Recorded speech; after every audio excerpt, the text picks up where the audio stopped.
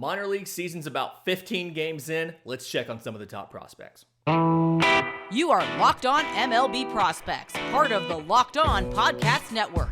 Your team every day.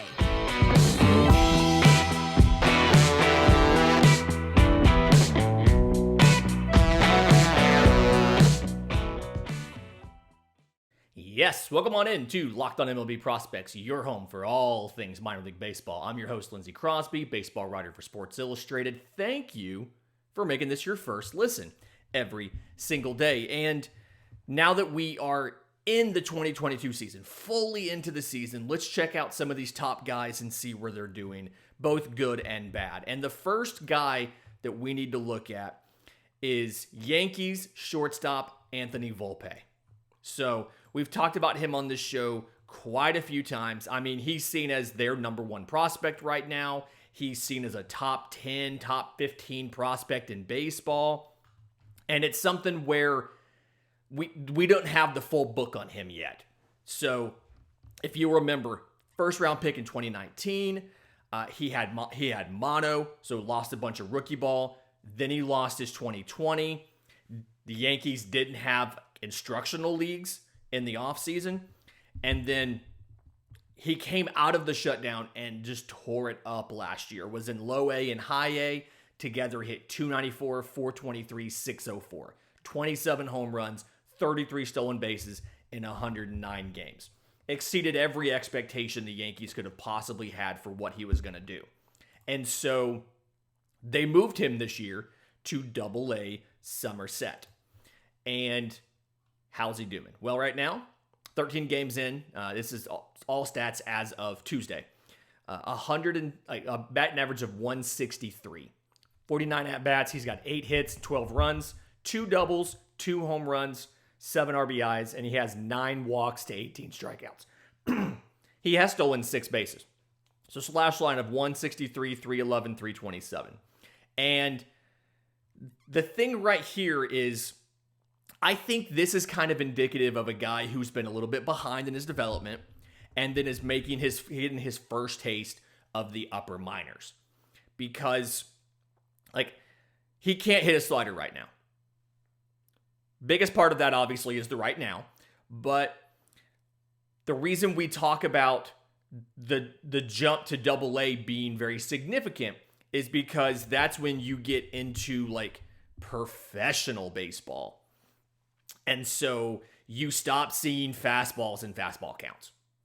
The quality of the breaking stuff is better. And the thing is, he thinks he can hit a slider. And he got a hanger the other day, and he put it over the fence. There's nothing wrong with his swing. He's got good bat speed. He's got a good swing plane. He can show off in batting practice. It's not plus raw, but I mean, it's a good, easy 25 home run power. And his approach is fine. It's just something where he needs to make the adjustment to what a professional slider looks like. And he needs to, and again, the Yankees have this conversation. The Yankees' philosophy is hit strikes hard. And he needs to, right now, get better at the pitch recognition of figuring out which sliders are strikes and which ones are not. It does give me a little bit of concern that maybe he doesn't have the above average to plus hit tool we thought he did. I still feel good about his development. I still think defensively he's fine. He's going to be a good prospect. He's going to adjust to this. But as of right now, it's hard to say Anthony Volpe might be next year's number 1 overall prospect when he can't hit a slider. So, adjustments that have to be made happens all the time. Robert Hassell for the Padres. So, reminder on him, center fielder, drafted in 2020, first round, 8th overall. They got him out of high school. And he's, again, ranked pretty high. I think he's their number 2 prospect right now. We saw him he was in Little League World Series. We saw him lead USA Baseball's 18 and under national team to a silver medal. he was committed to Vandy, and the Padres happened to get him away. Last year, played well, spent most of the season, 92 games at low A. 323, 415, 482, 31 doubles, 7 home runs, 57 walks to 74 strikeouts, stole 31 bases, was only caught stealing 6 times. So, looked good last year, got a late season call up to high A, and he's back in high A. As of right now, again, 15 games in, looking like that was the right decision. Batting .397, 455, 638. Two doubles, 4 home runs, 8 stolen bases already. And so a guy where you have to think that he's going to get moved to Double A sooner rather than later. He's got good speed, and so he's out there. He's covering plenty of ground in the outfield. He obviously, like we said, he's stealing bases. I think he's going to be, because of that speed, he's going to be an above average defender. He's going to stick in center.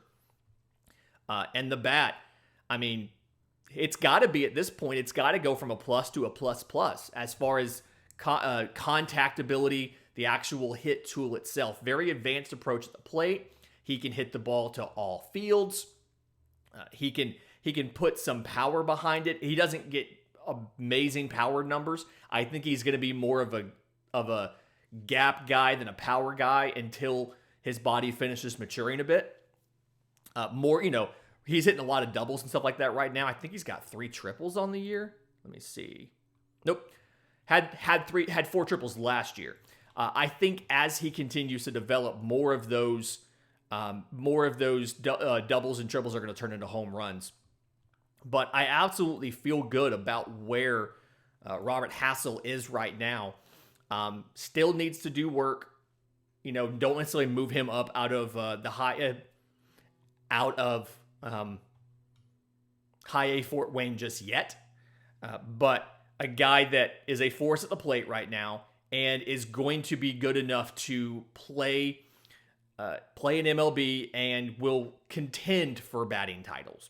Not saying he's necessarily going to do it, but will contend for batting titles. Another top prospect that's off to a pretty significant start, Daniel Espino, pitcher for the Guardians. He's a Double-A Akron this year. So, first round pick in 2019 by the Guardians, obviously lost his whole 2020. And so last year was split between low A and high A as a 20-year-old. Now, didn't get to do the entire season, lost a little bit of time. But for a righty, a little bit of a shorter guy. I mean, he's not one of those, huge size monsters who's 6'7". He's 6'1", 205. I say, undersized. He's bigger than me. But great as far as athleticism, great as far as explosiveness, flexibility. The velo, I mean, he could hit 99 to, the scouting report on him last year was he could hit 99. He's got a good curveball and a slider. The slider's better, but, both of those. He has a changeup that he can work on, and the fastball is as good as advertised. Now, watching him some this year at Akron, he had a game, I believe it was against Bowie, where he recorded 11 consecutive strikeouts to start the game, ended up with 14 strikeouts over 5 innings on 66 pitches. So he ran the fastball up to 101. The slider was better than it looked last year. The curve, I think you now could argue it has plus potential. And his command is better there. It's something where I don't think he hardly ever got behind any batter because he was able to land his pitches where he wanted, get strike calls, and stay ahead of them. So we've talked a lot about Espino versus Valera. I know our Locked On Guardians host isn't as high on Espino as some others. I think I'm believing in Espino now. I think Espino's probably going to grade out by the end of the year as the number 1 prospect in this system. Really impressed with what I've seen out of him. And in just a minute, I do want to go into some of the 2021 draftees and what they have looked like at their first full season of ball. But first, today's episode is brought to you by our friends at Athletic Greens. This is a product that I use literally every single day. I started taking Athletic Greens, the product AG1 specifically, because I have celiac disease. And so I can't eat gluten, but I struggle with absorption of nutrients through the small intestine and things like that. And I've been trying to figure out a mix of like vitamins and supplements and things like that I could take to make sure that I got all of the nutrition I need, because it's so hard for me to absorb it through my food. I'm limited as to what I can actually eat. Obviously, I can't have anything involving flour, any of that stuff. And so I've been taking it now for about 2 months, and I feel great. You wake up first thing in the morning. It's 1 scoop of Athletic Greens into cool water. You drink it. It doesn't taste like it's green. There's good flavor to it, but it's not full of sugar and other things that are bad for you. It costs you less than $3 a day, so it's cheaper than getting a glass of cold brew every day. It's cheaper for me than buying all the different vitamins and supplements that I was buying.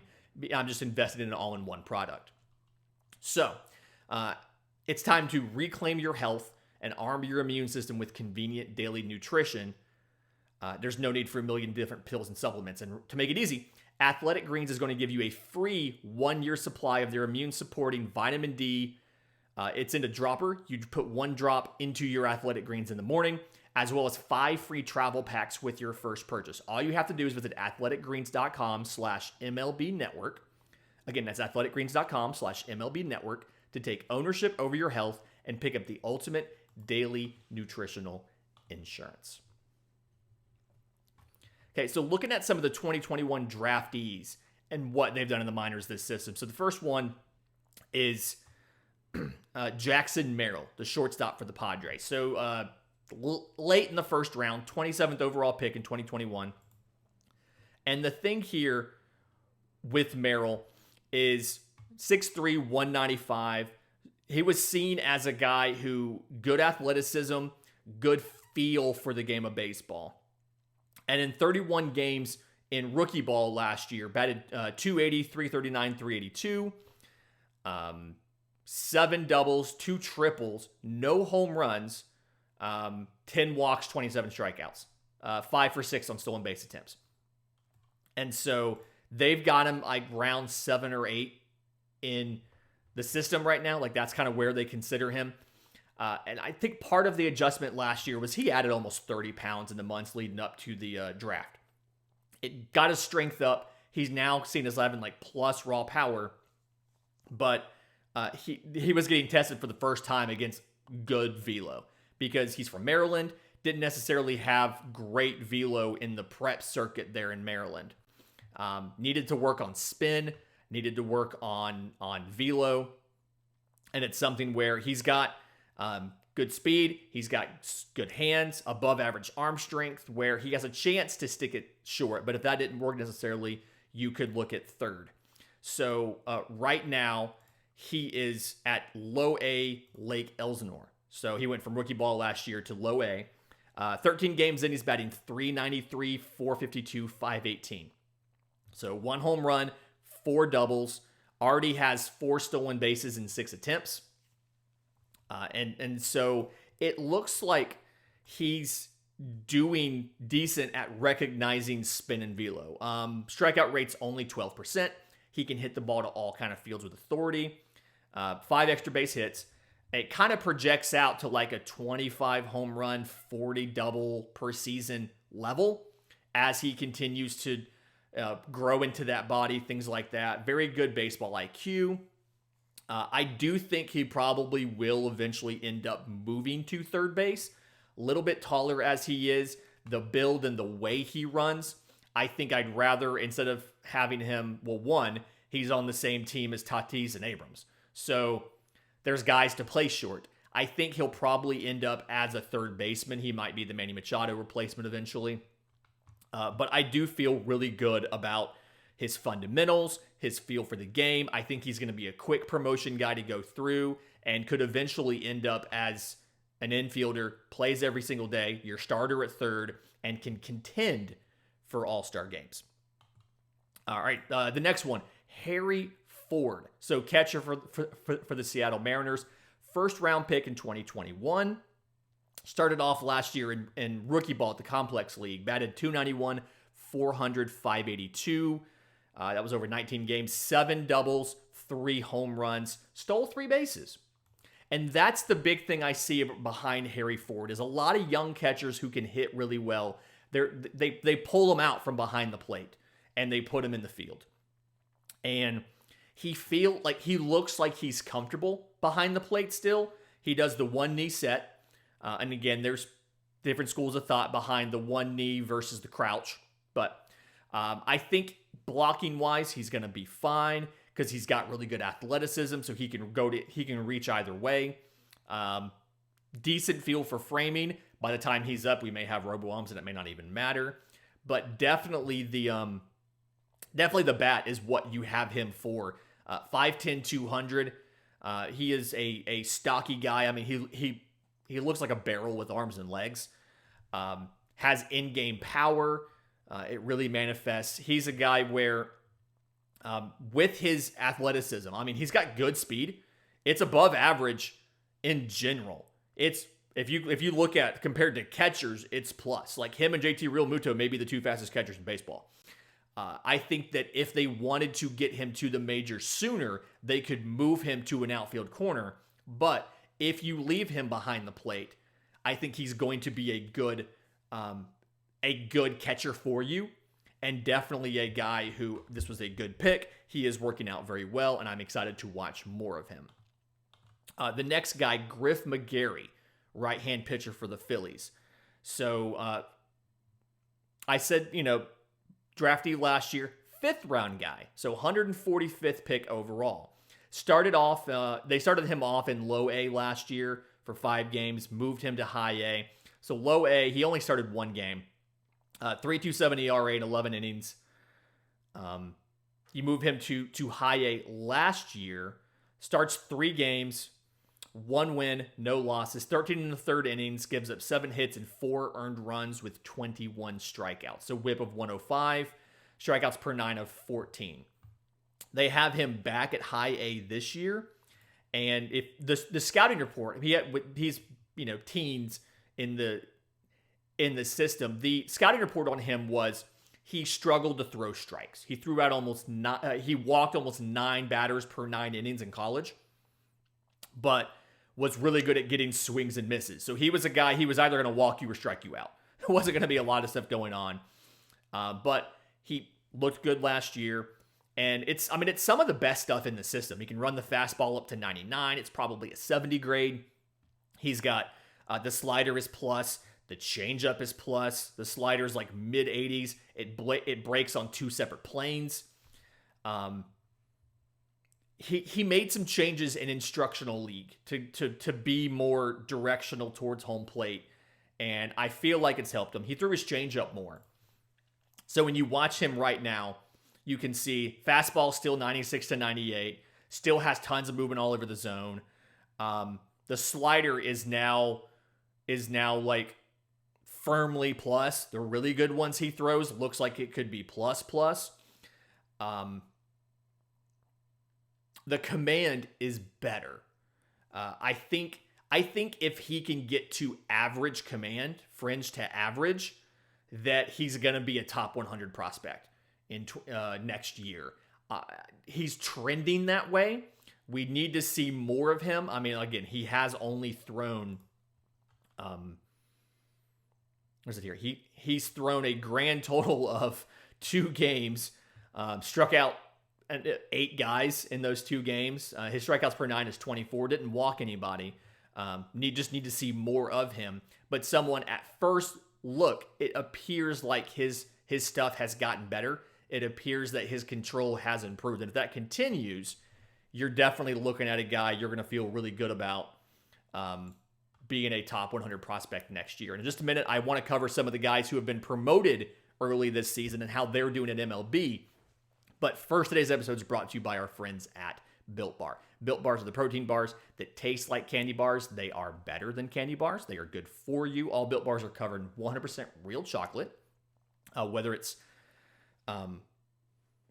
cookies and cream, coconut almond, peanut butter brownie, white chocolate cookies and cream, blueberry muffin, for great variety of flavors. They have other products as well on the website. There's Puffs. It's the first ever protein-infused marshmallow. You can get a churro or a coconut marshmallow, banana cream pie, things like that. They've got broth to drink after workouts. Tons of options. So what you need to do is go to Built.com. You can see the macros chart there of everything that they have. It kind of breaks down that they're all high protein, low calorie, high fiber, low carb, but you can go see all the different offerings and figure out how it would fit into your workout routine. While you're there, go ahead and subscribe to the email so that you know when they have sales, you know when they introduce new flavors, and you can see the rotation, because some of the flavors they have all the time, some of them rotate in and out on a regular basis, and some of them are limited time only, like special things. They had a Shamrock one at St. Patrick's Day. While you're at Built.com, use promo code LOCKED15 for 15% off your order. That's promo code LOCKED15 at Built.com. You may remember that we had a record number of prospects make the bigs this year. I think it was 12 members of the top 100. And so I kind of briefly want to go through a couple of those guys, how they're doing, look at what the prognosis, what the outlook is for them. So the first one, Bobby Witt Jr. This is a Bobby Witt Jr. podcast. Just a reminder of that. He is the starting third baseman for Kansas City right now. Alberto Mondesi is playing short. Bobby Witt's playing third. And how has it gone? Well, through 14 games, Bobby Witt is batting 185. Slash line 185, 214, 278. 3 doubles, 1 triple, no home runs. He's 2 for 3 in stolen bases. And it's something where he's a 5-tool player. He's going to be fine. This is something, to me, I think, small sample size. And this is where him being in AAA all year last year may have hurt him, because he was able to get comfortable against that level of offense. I'm sorry, that level of pitching. If you remember last year, I mean, he spent 62 games in AAA, batted 285, 352, 581, 17 home runs, 24 doubles. And so someone who outplayed the level of competition he was in, stole 15 bases in 18 attempts, and needs seasoning, just needs time at the major league level to get into a groove, to recognize spin. You always hate to see a young prospect start off tough. He's another guy who has done that. I'm convinced he will be fine. And speaking of starting off tough, Julio Rodriguez of the Mariners. So right now, 15 games in, batting 196. He's got 3 doubles, no home runs, 6 stolen bases, slash line 196, 274, 250. So OPS of 524. Again, this is not who Julio Rodriguez is. Julio Rodriguez, is probably the best hitter for average in this entire system. He is a very good player. And there's been some great stuff going on that I've seen on Twitter about how Julio Rodriguez has been getting squeezed at the plate. He's been getting a lot of calls, or he's not been getting the calls on balls just off of the plate. So he has had some good swings in recently. Another guy who I feel like is going to impress. I have Bobby Witt in fantasy. I'm not dropping him. I'm trying to trade for Julio Rodriguez. He got picked up for a bunch of fab when he first got called up, and I'm hoping the guy gives up on him so I can get him. I'm trying to trade him something small to get Julio, because I think Julio is about to go off. The exit velocities are there. The batting average on balls in play is there. He's not there. He's had bad BABIP luck. And I think that Julio Rodriguez is about to take off. A guy who has played pretty decently, if not amazing, but pretty decently so far, is Astros shortstop Jeremy Pina. We spent a whole show talking about him a couple weeks ago with our friends from Locked On Astros. 15 games in, he's batting 241, 311, 500. He's got 3 doubles, a triple, and 3 home runs. Hasn't stolen any bases, but never necessarily been a huge part of his game. I think in his entire minor league career, he had 29 stolen bases in 41 attempts. So never been a huge stolen base guy. But somebody who putting good swings on balls. He's got, as we've seen, very good strike zone discipline. He's got the best infield arm in the system and a great defender. That defense has been as good as advertised. I feel really good about what he's doing. I believe he actually even had a walk-off home run the other day. I want to say it was against Toronto. Maybe it was Los Angeles. But Pina has looked very good, has looked the part. I mean, has looked like a rookie shortstop would look, but is playing well, looks like he obviously fits in, and somebody who I feel really good about his ability to contribute going forward. Spencer Torkelson. So, first rounder, number 1 overall in 2020. We have seen him. He is already at the big league level. He's been called up right now over 15 games. He's batting .217, .345, .435, 3 home runs, 1 double. Somebody who I feel like he's also been a little bit unlucky when it comes to batting average and balls in play. He's got, some of the best power and is also a really good hitter for average. So I think the .217 is a bit low. He has taken 8 walks, struck out 17 times.